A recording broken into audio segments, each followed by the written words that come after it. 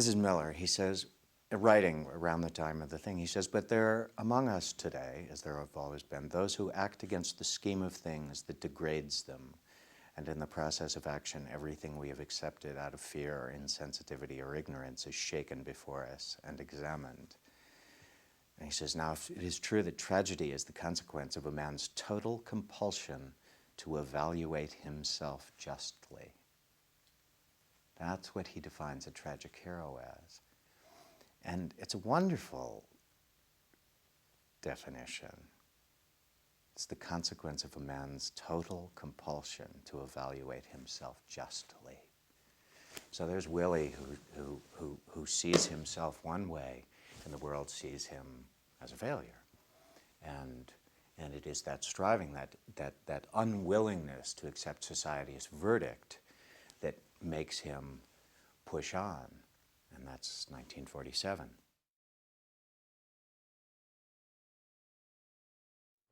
When I was a child on the south side of Chicago, every day, Monday through Friday, 4 men would appear together at the restaurant that my mother worked in on the south side.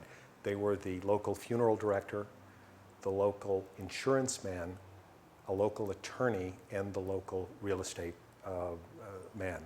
And those 4 men, to me, personified professionalism. I was very, very much impressed with how they conducted themselves, and many, many years later, I wanted somehow to emulate at least one of them by joining what I thought to be, and still do, might add, an honorable profession. My father was a salesman. And it kind of goes down the generation of he was a salesman, I'm a salesman. My kids are probably going to be salesmen. I had various jobs in high school, and then upon graduation, I got another job, selling Encyclopedia Americana. But my first experience was in selling Fuller brushes, house to house. I came from IBM, and like everyone else in real estate, I just sort of fell into it. I was walking my dog in the park and very disillusioned with the industry that I was in, the restaurant business. And I met a woman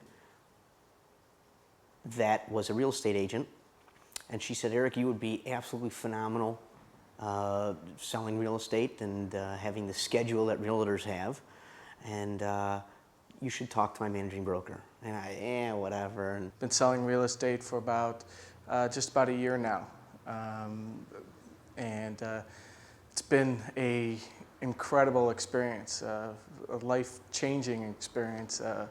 One of those things that you come across when you find out that you found what your mission is, what you're extremely good at. I found out that this was possibly the calling that was waiting for me.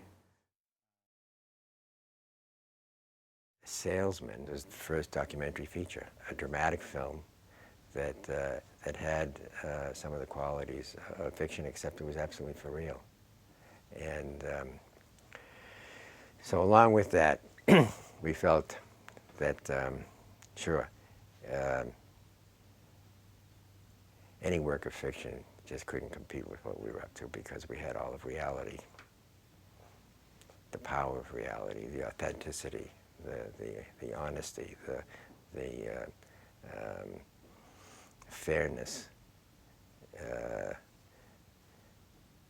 to the characters in the film, that in a fiction film where you're free to have total reign over what people say, and you can't achieve that kind of honesty, we thought now. Of course, Arthur Miller's play is a great work of art, and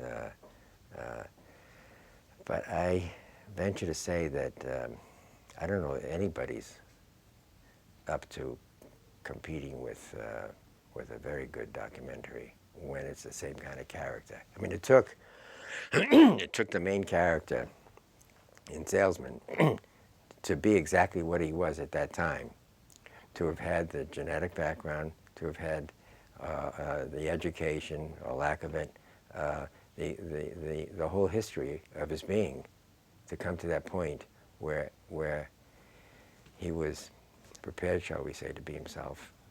And an actor cannot do that in a few days or a month or 6 months. And a playwright, given whatever time, cannot create a character quite as complex and quite as believable. The guy who is the sales manager, his name was Will Gorin, his last name, remember.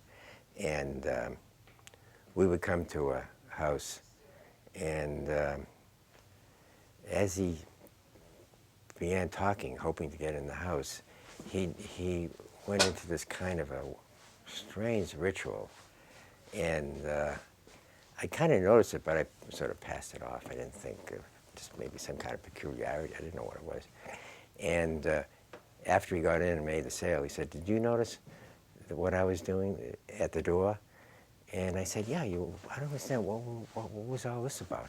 He says, "Well, when you're moving your body this way, it's very hard for somebody listening to turn you down, because you may have noticed that that woman would be nodding, and that kind of physical reaction is all part of getting an affirmative response." As a boss once told me, you just give the north-south, and you just listen the north-south. And I literally, that's how I go about it. I always have, just with relationships with people, is I think I have a very big ear. I listen. One of the things I tell new people to the industry is to make certain that they understand who their client is. Well, you get to know them on a personal basis. You start talking to them about their family. You know, you talk to them if you have similar interests, if you went to a similar school. If their kids are, with me being younger, it was like if their kids are my age, or if they're from the same area, and you start talking about things of, where they went to high school, or that was when if they went to the same high school or college, and you start talking to them, like, "Oh yeah, I went there and I did the same thing, I was athletic. Oh, you were athletic? Yeah, so was I." And you kind of mesh that way, and then it kind of went on to, what I'm here for is, to sell you some printing. It looks like you've got a good vendor that you have now, but are they going to come and do the same service for you that I am? If I'm going to throw it in the back of my car, well, they're going to ship it UPS, and you're going to get it here 3 days later. We brought in a lot of salesmen into rehearsals for Glengarry. I mean, real life guys. There was a woman who worked for Fuller Brush, who was possibly our greatest salesperson we saw. And her profit margin was, 50 cents an item. And she made a middle-class living doing that. We also had a guy who sold systems, really. It's before computers were, ubiquitous, so they were more paper systems. And he would sell you all the paper you needed, the memo forms and the stationery and everything, to huge multinational companies. And he made 3 sales a year. And they were all the same. And what salespeople told us, universally, was what any good acting teacher tells you. Put your attention on the other person. What is that person? How do you get what you want by finding out what the other person wants? As these characters say, land is everything. Land is nothing. Land can represent an investment for your kids' college education. Land can represent status. Yeah, I got some land in Florida. Land can represent a place to build a house. It's meaningless land. It only means something to the potential buyer. And that's what the salesman, every salesman and woman who we talked to, did it. And the improvs we did with these guys. One guy came in, very, very cocky guy. Joe Mantegna, who was playing Ricky Rama, just looks at me like 30 seconds in and goes,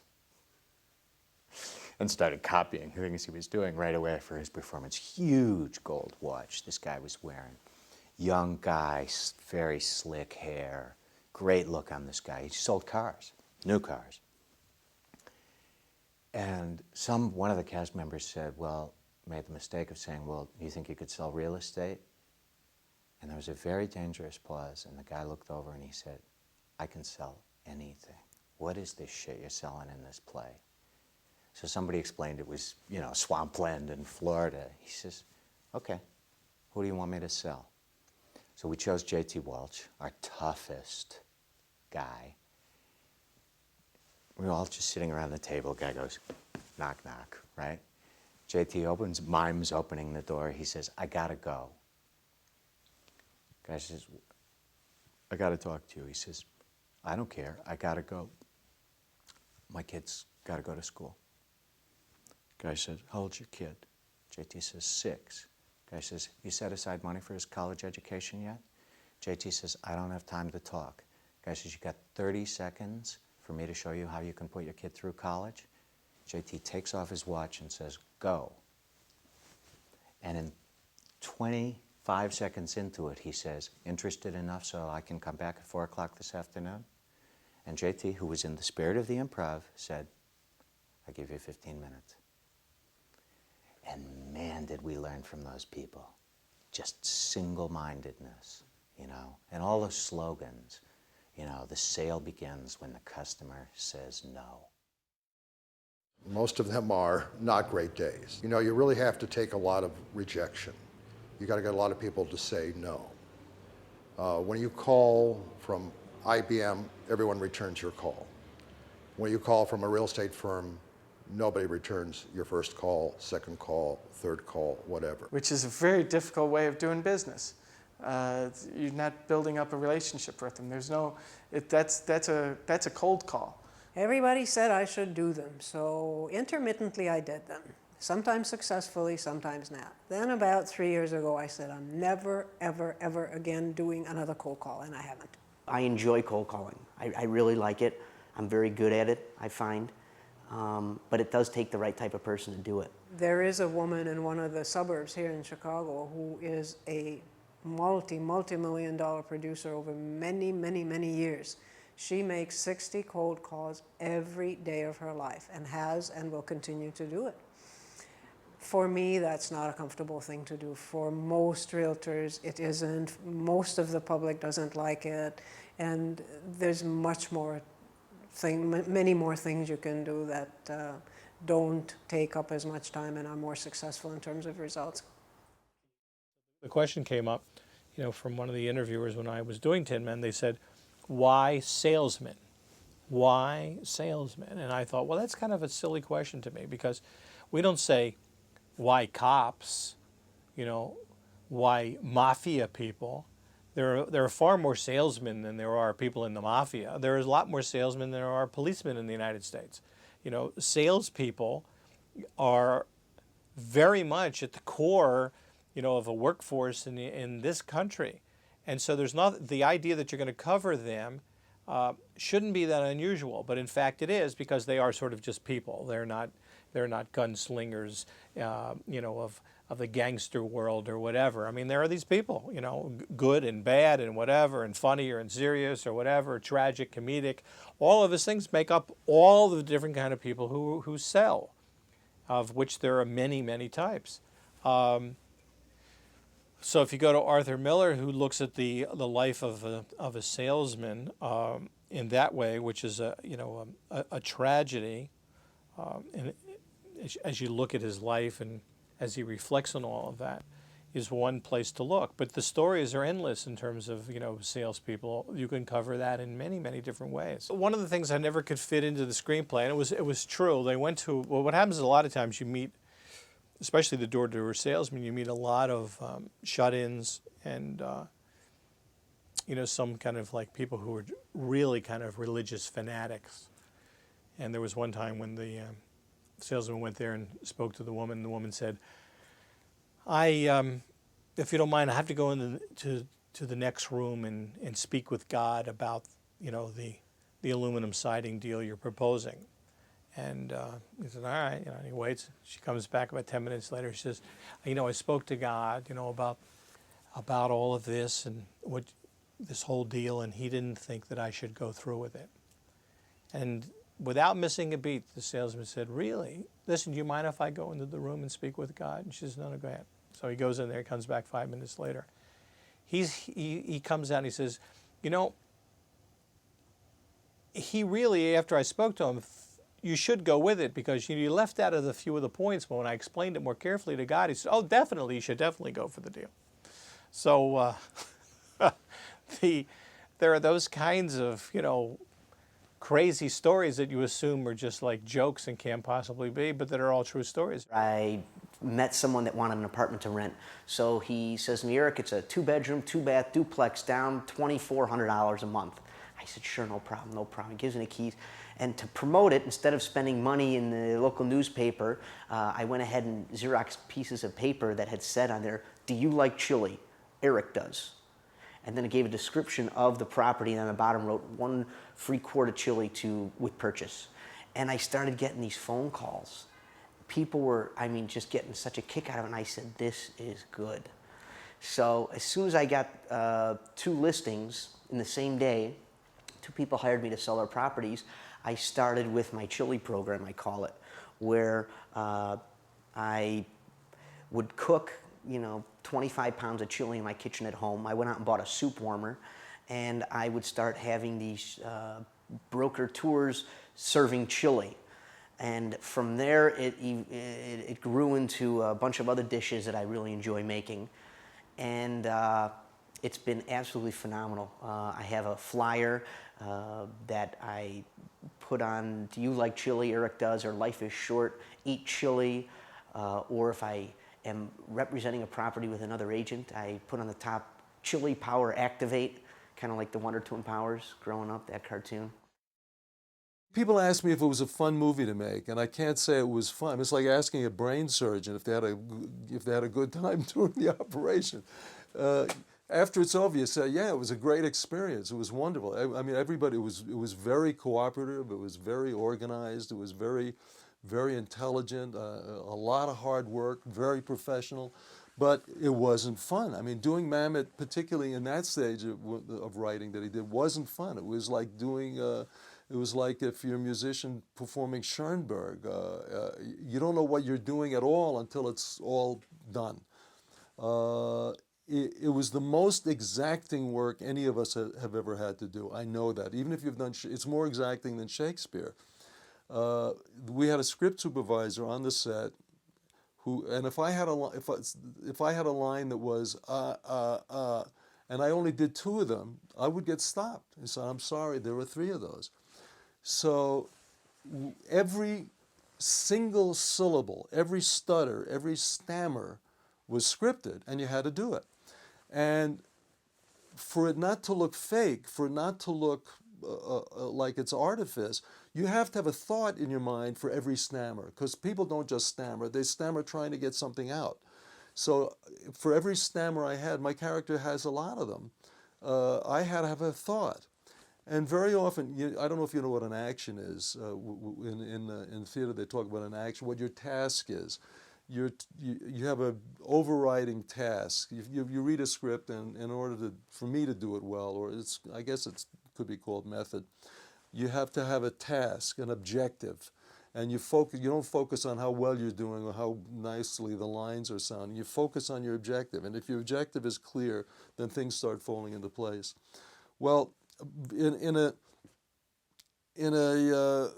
melodrama or an action film, you may have one action that carries you through the entire film, one simple action. I got to save the girl at all costs, blah, blah, blah. And everything you do in the whole film is related to that action. There was an overriding action for my character, and everybody's action in Glengarry. But I found that I had to change my specific action, not only every act, not only every scene, not only every fragment of a scene, but sometimes every line. I had to have a specific, new, different thought for sometimes every word in a line. It was the most exacting work I've ever done in my life. You think this is abuse? You think this is abuse, you cocksucker? You can't take this. How can you take the abuse you get on a set? There's a thing about Mamet, you got to lock into. People who do Mamet well, where you ride those lines in that kind of artificial way that Mamet writes. No, you. Let me tell you. What I'm telling you, this is me telling you. I'm telling you what I want you to know. I, you, him, the guy, the thing. I want, and there's a way that you want to try to. I mean, I'm doing the bad version of it now, but there's kind of a melody to it in a way where you want it to. It's almost like where you're boxing with somebody. You're really hitting them. It's very physical. It takes brass balls to sell real estate. All of the actors had a very different style, a very different language, a very different process and method. And going from, for lack of a better word, a classic method technique from Al Pacino to what I would call whatever anti-method is. I don't know what that is. That's a good point. But let's call it practicality, that Jack Lemmon was on the opposite end of the spectrum. And I would find myself automatically realizing that I was speaking a different language, as different as French is from English, to each actor. And I would be trying to explain something that always had a goal in mind, as far as I was concerned, of trying to get them to go in a certain direction. And I remember Jack was the most, he was the easiest person to talk to. He was the most practical person. He was the most, what I call, nuts and bolts person. And it really reached its essence one time when he was, we're doing the scene where he first gets busted by Kevin Spacey, and Kevin Spacey says, "You're the one who did it." And of course he did do it, and so Jack had this emotional reaction. I felt like it was giving away too much too soon, and that I wanted to save something for subsequent moments. And I went up to him and I said, your reaction makes sense to me, and before I could finish, he said, "I know, it's too lemony."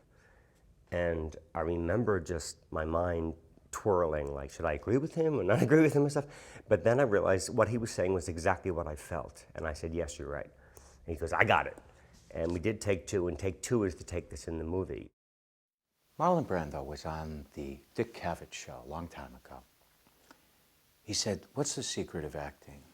says Dick Cavett. Marlon Brando says, "I'm not an actor. I'll tell you who's an actor. An actor is a guy who gets up in the morning, his wife's angry at him, his teenage boy's not speaking to him, he drinks some cold coffee, walks into a shoe store, and he spends all day trying to convince a lady she looks great in shoes." He says, "That's an actor. An actor is a salesman." In that regard, not selling myself. Don't confuse that with career sales. But an actor is a guy who's just overcoming obstacles all the time. And we all feel that, most of us aren't actors, but we all know that a million times a day we have a negotiation, we have a sale to make. Whether it's, "Honey, could we go to that restaurant rather than this restaurant?" Or you got to get your kid into school, or you got to actually, through the course of the day, sell something, or get the meeting changed. All of those things are sales in one sense. You're going to give me something, and I'm going to give you something back. I remember how elated my brother and I were when we got that scene of Paul in the cafeteria sitting alone, just looking off into the blue. And we were elated because we got it just right. Another filmmaker, then and even now, would have interrupted Paul in his thinking and said to Paul, "Tell us what's going on. How do you feel? You must feel rotten," or whatever, And no. You watch that moment and you suffer with him. And you don't need to know exactly what he's thinking, because you're feeling what he's feeling. And that's more important. People want to believe. People want to believe stories. People want to believe that you have the answer. People want, have so much data they have to look at for trying to, decide what to do. If you come in and tell them a story, and a true story, but it's compelling and they believe it, you're helping them in turn sell it up. Because if you meet with someone at XYZ Corporation, you say, "Okay, I want you to be a tenant here." Well, he's not the decision maker. So you give him these books and this material and you tell him that story and it's easy for him to remember.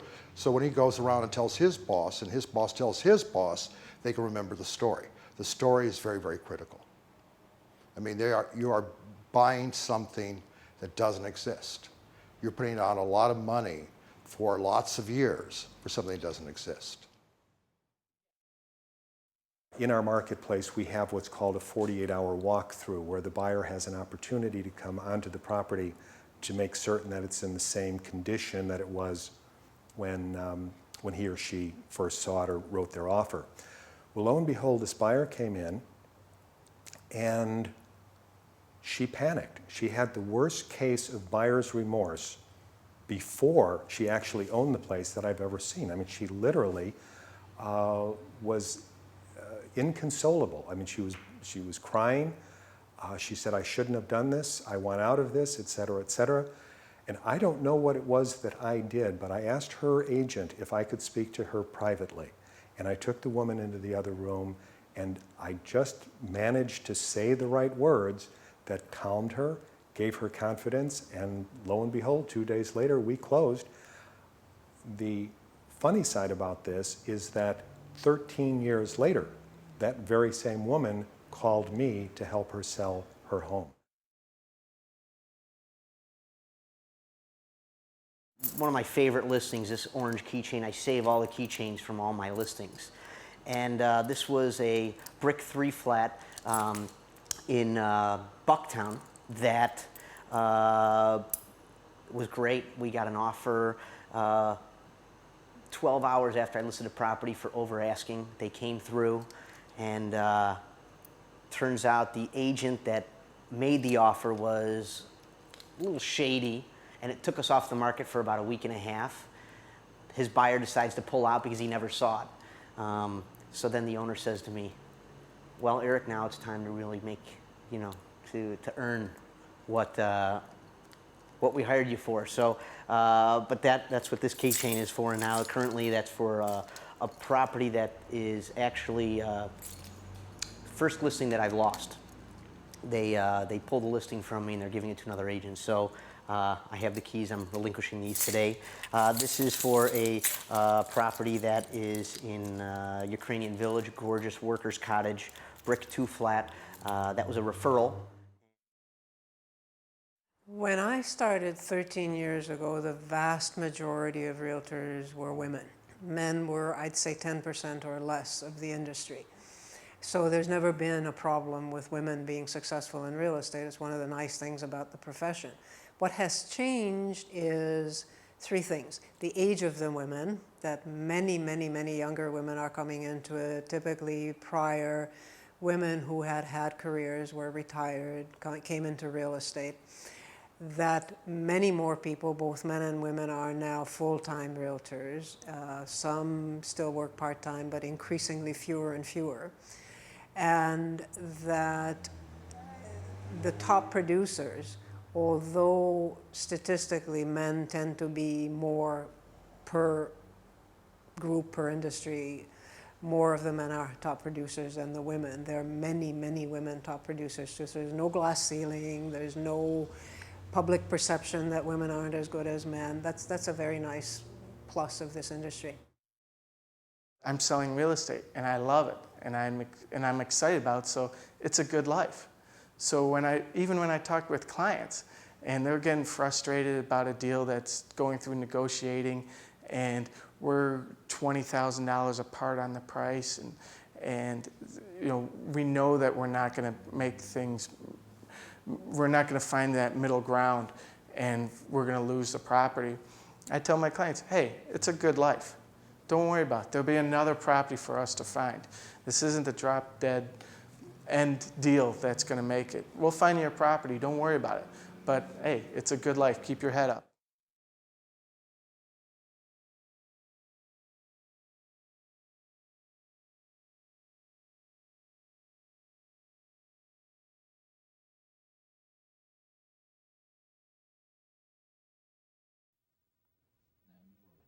Hey, I'm Asher Glazer.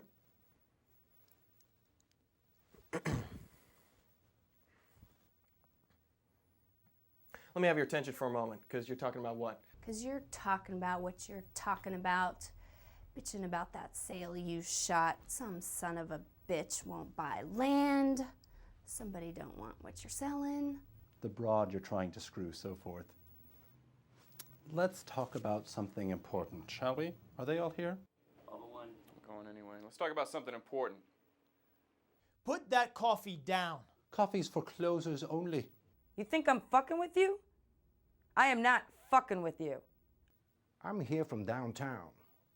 I'm here from Mitch and Murray. And I'm here on a mission of mercy. Your name's Levine? You call yourself a salesman, you son of a bitch? I don't gotta listen to this shit. You certainly don't, pal, because the good news is you're fired.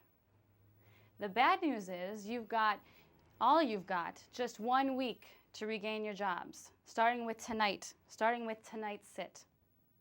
Oh. Have I got your attention now? Good.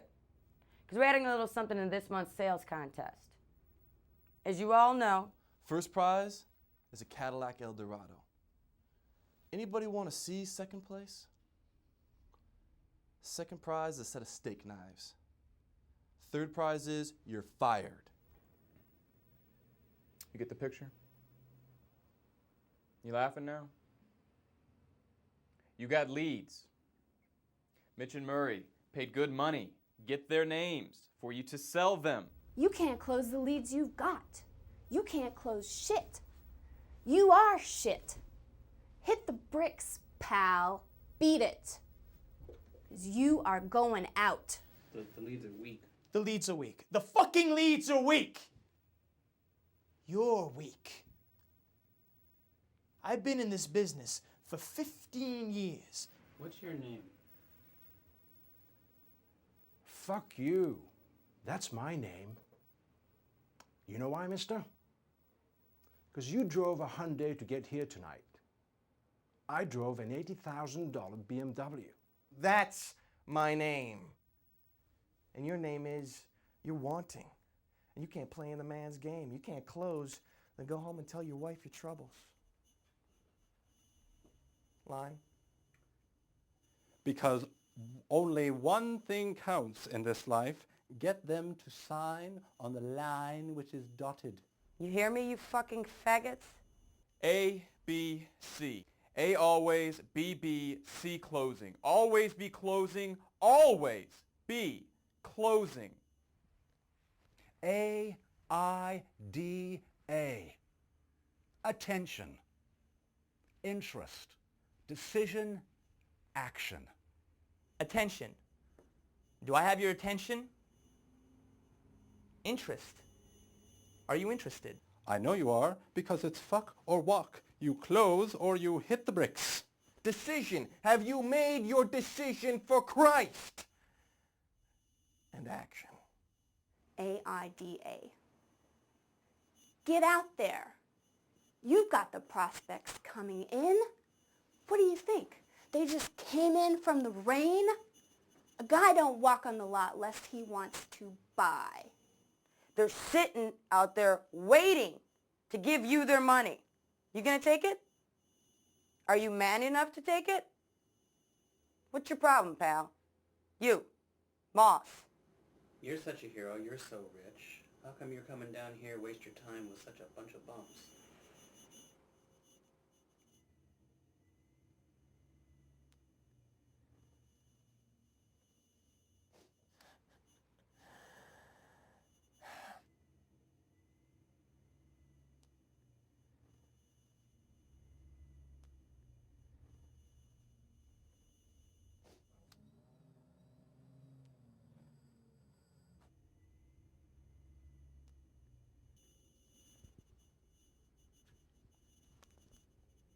See this watch? See this watch? That watch costs more than your car. I made $970,000 last year. How much you make? See, pal? That's who I am. And you're nothing. Nice guy? I don't give a shit. Good father? Fuck you. Go home and play with your kids. You want to work here? Close.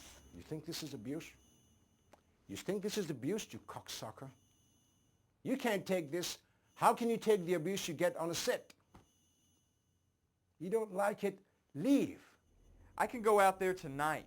Tonight, the materials you got make myself $15,000. Tonight. Can you? Can you? Go out and do likewise. A-I-D-A. Get mad, you son of a bitches! Get mad! You know what it takes to sell real estate? It takes brass balls to sell real estate. Go and do likewise, gents. The money is out there. You pick it up, it's yours. You don't, I got no sympathy for you. You want to go out there tonight on those sets and close. Close, it's yours. If not, you're going to be shining my shoes. You know, you'll be saying, bunch of bums sitting around a bar. Oh yeah, I used to be a salesman. It's a tough racket.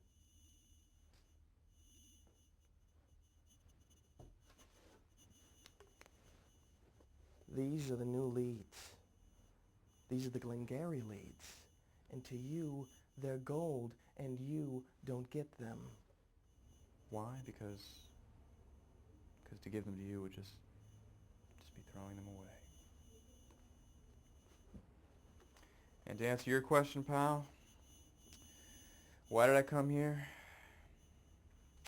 Came here as a favor to Mitch and Murray. And I said the real favor, follow my advice and fire your fucking ass because a loser is a loser.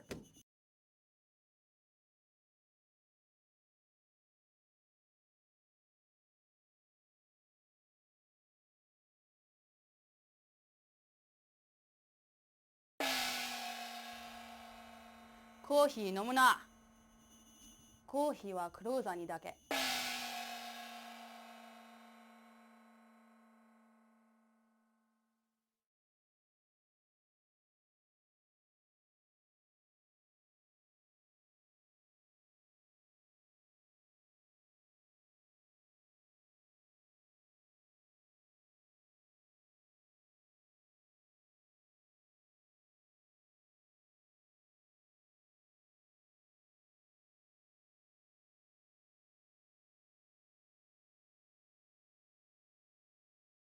This philosophy that I have today, a friend of mine, may his soul rest in peace, Chalfont Sappy, handed me a book called Think and Grow Rich. It's the summation of 500 great people who have lived in the past century. All right, what's the password, fellas? Enthusiasm. Enthusiasm. You've got to keep that in mind because without enthusiasm, we're not going to accomplish much today. Enthusiasm is loving what you're doing, love your work. Now, without concentration, we're not going to accomplish very much. In other words, you can only do one thing at a time. All right? Now, we're going to talk about, like we talked before, we're going to go over this in our minds and keep it there. Number one, stop running yourself down. There's a lot that's right in you. Empty your mind of your failures, your mistakes, and start respecting yourself. For a simple reason, if you don't respect yourself, you're not going to feel worthy of accomplishing much. And you know that mistakes are nothing but blessings in disguise.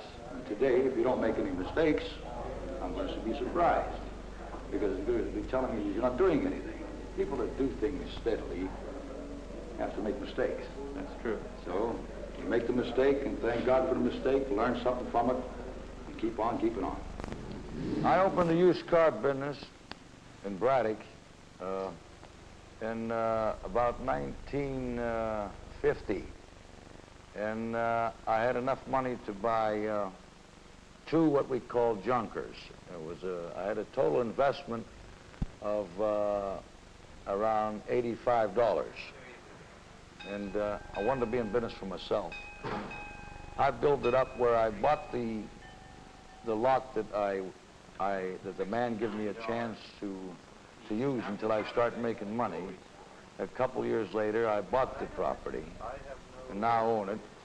And from there, I opened up a flea market and buying and selling almost anything that I think that people need. $29. We'll buy it back for that anytime you want to sell it. If you get short sometime, bring it back. At these prices, you can't. Yeah, but these are things you can live without to But art and beauty is something that you just need a small amount of it in the house. When tomorrow comes, you'll have a better so-called today. Because tomorrow is nothing more than today when it comes.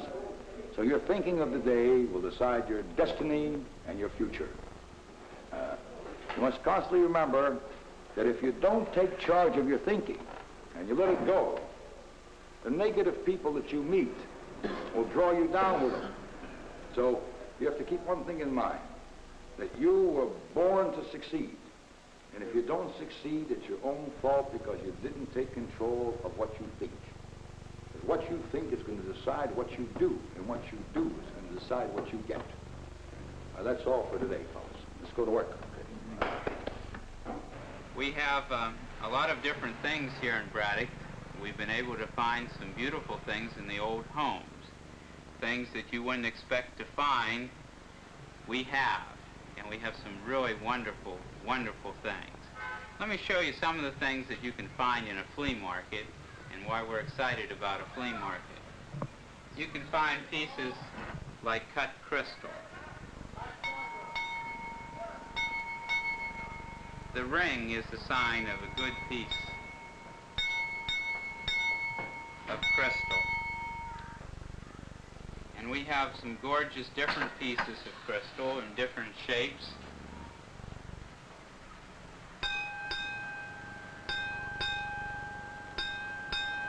And this is called cut glass. And this is very gorgeous, and this was very popular in this area between 1880 to maybe 1920.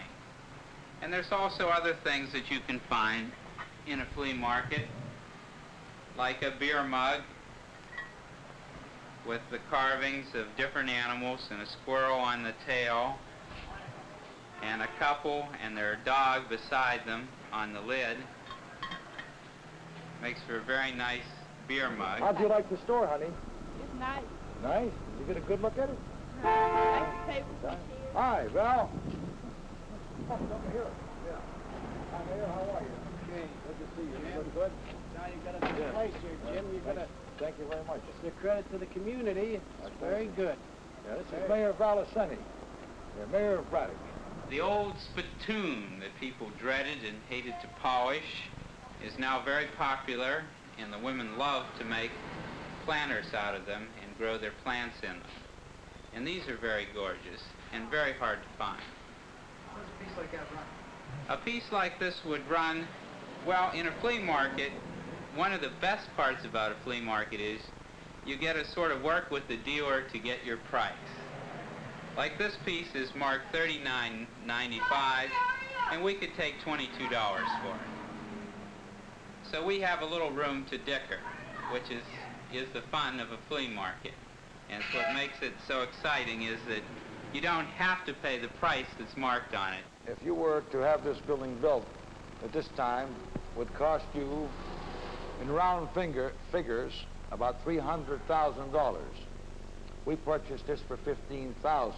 And what's so good about this building is we have a drive-in ramp where we can hold about 50 used cars up there. In the future plan, we're going to put a drive-in used car lot plus a drive-in used and new furniture store upstairs. In other words, we'll be more or less on this order, what you see here. But the nice thing about it is people will be able to drive right in, get out of their car, look at some used cars, look at antiques, look at new furniture, and look at used furniture.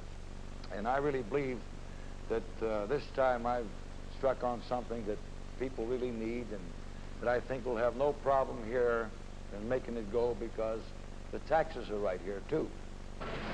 He's jive. He's cool. Ray, how do you like your business here? I love it. Tell me, what do you think of your landlord? Seriously now. He's beautiful. Did you hear that? Beautiful. Tell me, would you ever think of taking me in as a partner here? No, I wouldn't. I don't You don't- need another one. I have a lot of faith in your coffee and in your bean soup. It's beautiful. It certainly is. I'm telling you, the only thing I'm disappointed is you don't make bean soup every day. Can you tell me why? I can't afford to make bean soup every day. They're too expensive. Do you think that Braddock has potential, or you think that it's coming back? From what you yes. see? Oh, yes. It'll come back eventually. Yeah. Do you think that the people will start realizing that the fault is not with the town, the fault is with the faith and the confidence of the people? Yes. Yeah. Because Braddock, at one time when people had great faith, was the greatest shopping center in the world. Do you agree with that? Yes, I do. And don't you feel that if people would develop more confidence today, more faith in this town, and really work and assert themselves, that it could be greater than ever was? Yes, it would. Well, I'm glad that you and I agree here. Yes, we do, darling. But this is what makes this business so exciting, is that we never know what a customer will bring to us because we buy from the public. We buy things that they have sitting in their attic and in their basement that they can have just sitting around, and they can bring it in here and turn it into cash, and we'll find a nice home for it. The grand opening next week, I expect about 2,000 people. I've been working very hard, traveling from the basic 6, 7 towns, passing cars, and letting people know about the grand opening. I expect over 2,000 people here. I actually expect to sell over 50% of my stock, what I have now. And I believe after that, it's going to be easy street. I really believe it. We're going to do a tremendous amount of repeat business because I plan to give them the best for the least amount of money. I really believe that Saturday is going to mark a big day in my life. The grand opening of the J. Roy Flea Market and new and used furniture.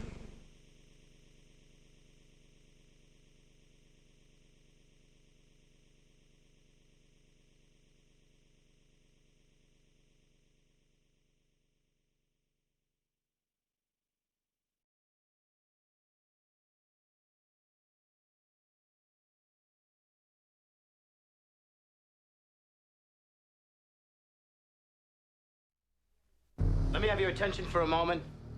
Put that coffee down. Let's talk about something important. Because we're adding a little something to this month's sales contest. As you all know, first prize is a Cadillac Eldorado. You want to see second prize? Second prize is a set of steak knives. Third prize is you're fired.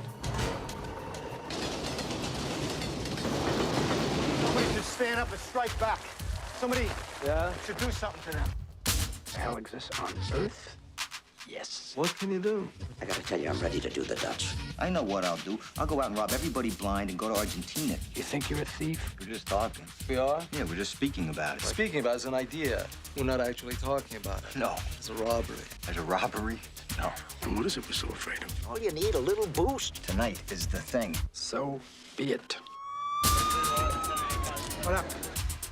What happened? We had a slight burglary. Criminals come and they steal the phones. They stole the phones. They stole the... Oh. You robbed the office. Oh, sure, I robbed the office. Oh, sure. You did that? Will you get out of here? How can you talk to me that way? Are you talking to me? When I talk to the police, I get nervous. You know who doesn't? Oh, Thieves. what's your name? Al Pacino, Jack Lemmon, Alec Baldwin, Ed Harris, Alan Arkin, from the Pulitzer Prize winner, Glengarry Glen Ross. This is how we keep score, booby.